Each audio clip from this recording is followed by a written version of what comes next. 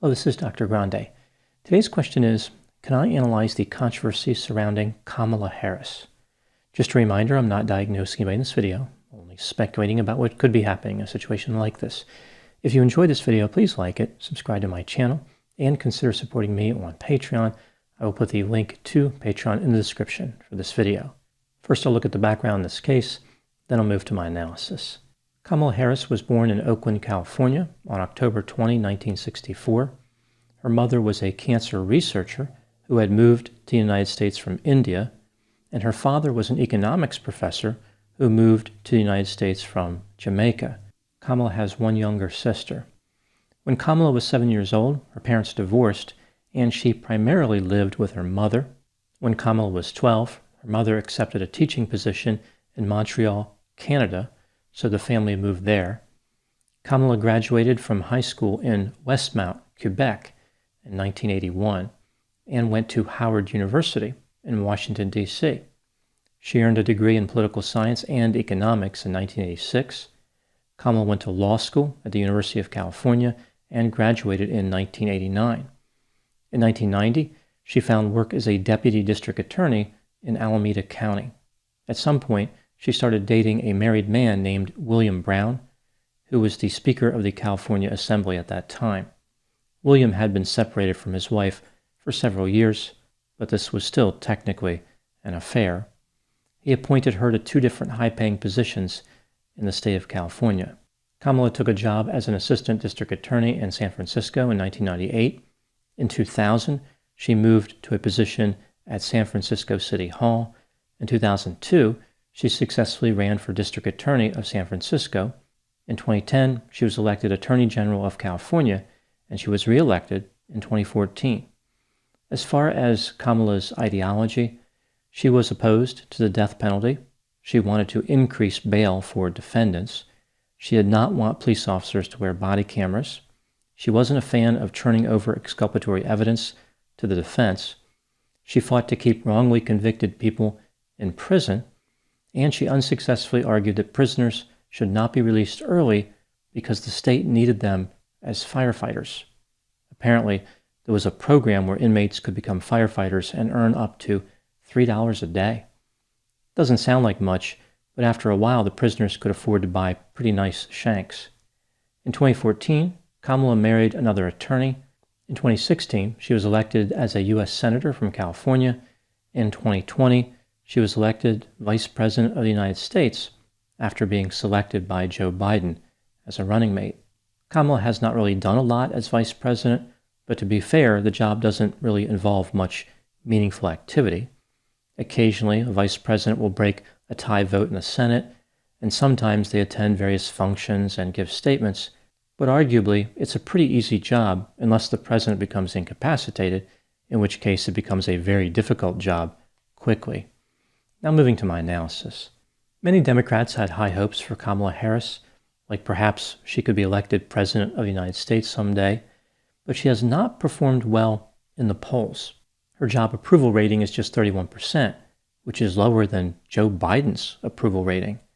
This approval rating cannot be explained by the theory that liberals would like her and conservatives would not.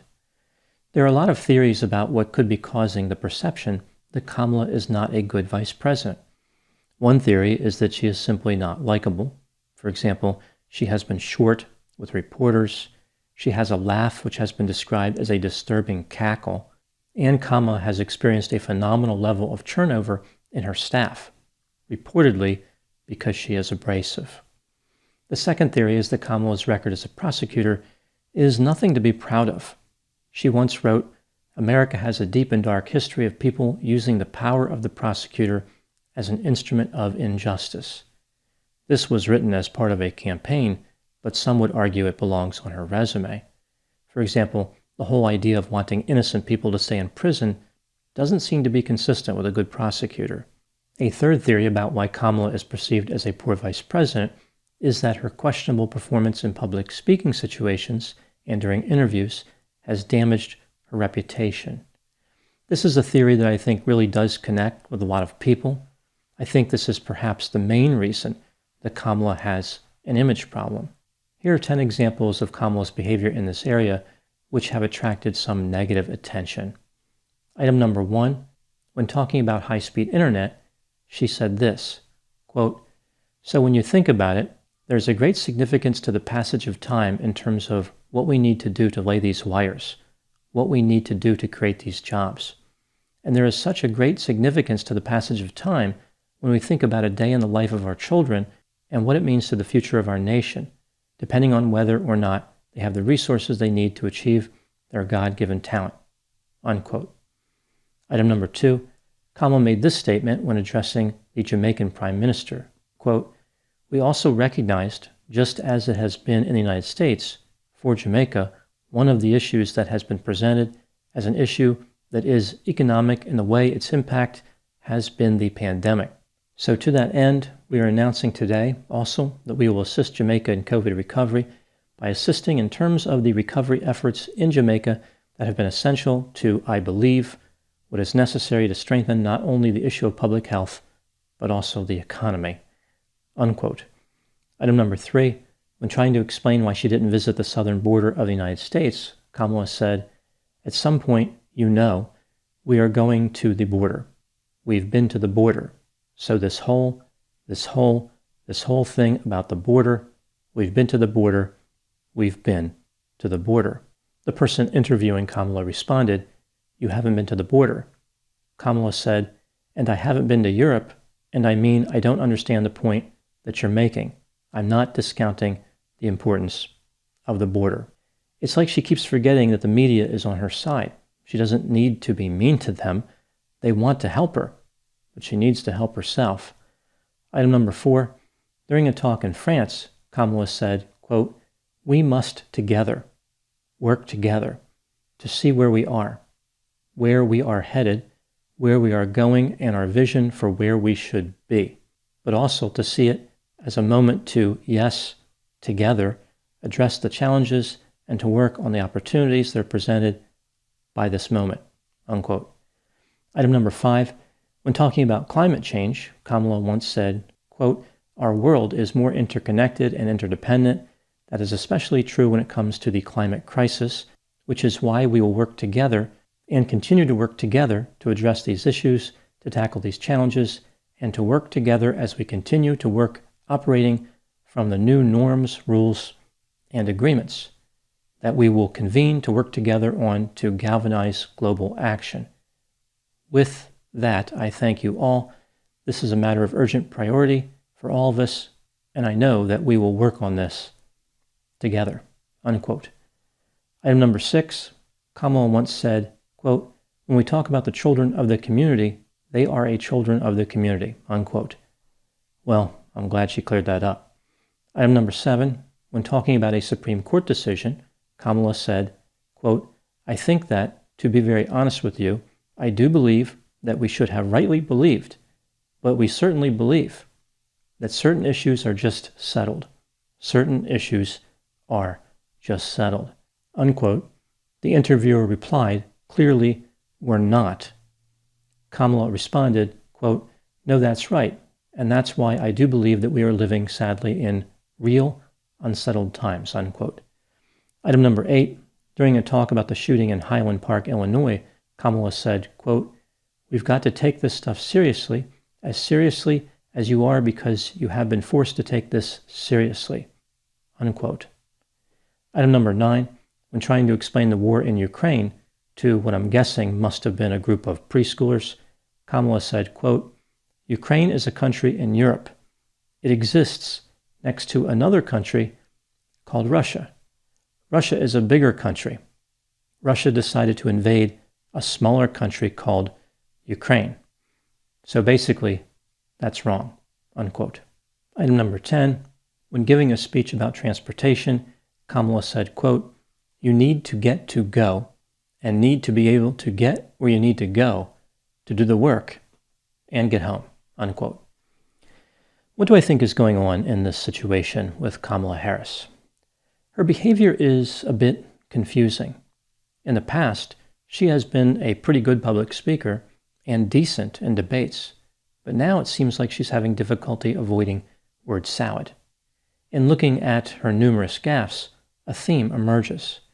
She is making a statement or answering a question by using the same word or phrase repeatedly. As she continues to talk, she is not adding anything to whatever she said initially. She just keeps rearranging the words and essentially repeating the same thing. It's like certain words are just getting stuck in her head, like she only had one point to make and she's really trying to expand it so it looks like she has a lot to say. She's trying to get something meaningful out of just one simple thought. She's trying to force herself to make a profound proclamation. She is succeeding, but not in the way that she thinks. She is proving that she is profoundly unprepared. I believe that is what is going on here. I don't think it's about anxiety. Rather, it's a matter of preparation. I don't think that Kamala is taking the time and putting in the effort to be ready for her engagements. Reportedly, Kamala refuses to read her daily briefings. Those are not just for decoration. Now, there are other possibilities here. For example, Kamala attended the Dan Quayle School of Vice Presidential Performance. Her approval rating is actually lower than his, so the student has become the master. Or maybe Kamala is trying to make Joe Biden look normal. Like this is what high-ranking elected officials are supposed to do. Everything they say is word salad. If a person speaks in a way that makes sense, they can't be a member of that club. Now moving to my final thoughts. For a vice president to be popular, they only need to avoid mistakes. Again, it's not really a hard job. I think that no matter what job someone has, it's important to respect the position by preparing well. It sends the wrong message when a vice president can't take a few minutes to clean up a speech or to develop cogent answers to questions. I don't think that the gaffes that Kamala has made really mean that anything serious is wrong with her, but they could mean something for her career in politics. Dan Quayle destroyed his career with a few gaffes like the ones that Kamala is making repeatedly. I wonder if Joe Biden has admonished Kamala for making too many gaffes. This would be like being admonished by Christopher Walken for being too creepy. I suppose Kamala Harris has the ultimate defense if Joe Biden criticizes her. That is, she was just trying to emulate his performance. Those are my thoughts on the controversy surrounding Kamala Harris. Please put any opinions and thoughts in the comment section. They always generate an interesting dialogue. As always, I hope you found my analysis of this topic to be not like word salad. Thanks for watching. Ukraine is a country in Europe. It exists next to another country called Russia. Russia is a bigger country. I think that, to be very honest with you, I do believe that we should have rightly believed, but we certainly believe we must together work together to see where we are headed, where we are going, and our vision for where we should be, but also see this as a moment to, yes, together, address the challenges, to work on the opportunities that are presented by this moment. Quote, at some point, we are going to the border. We've been to the border. So this whole thing about the border, we've been to the border.